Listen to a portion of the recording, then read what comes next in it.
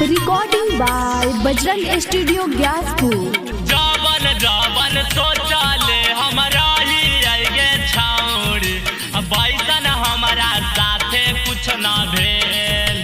अरे जवन जवन सोचले हमरा ही आगे छाउर बैसन हमारा साथे कुछ ना भेल।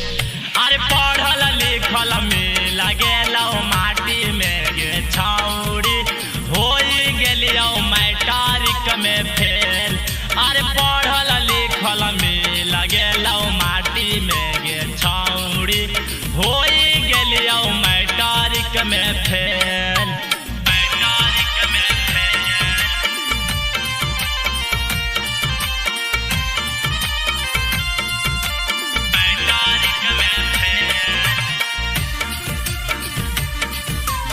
म्यूजिक बाय चंदन विकास।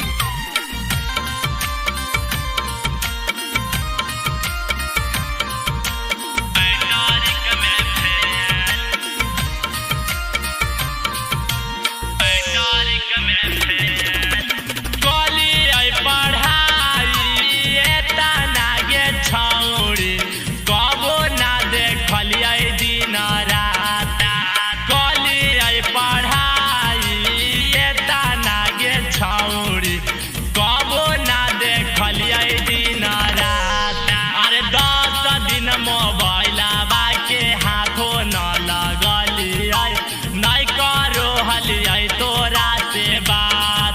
अरे 10 दिन मोबाइलवा के हाथों न लगलिए नहीं करो हलिए तोरा से बात। नहीं करो हलिए तोरा से बात। होई गेलियो मैट्रिक में फेल।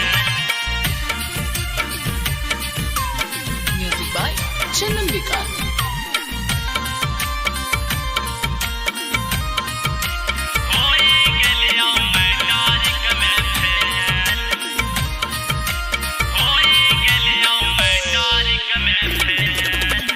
पूजा पाठ करो हलिया रोज भोरे भोर शनिचर के चढ़ाबो हलिया तेल।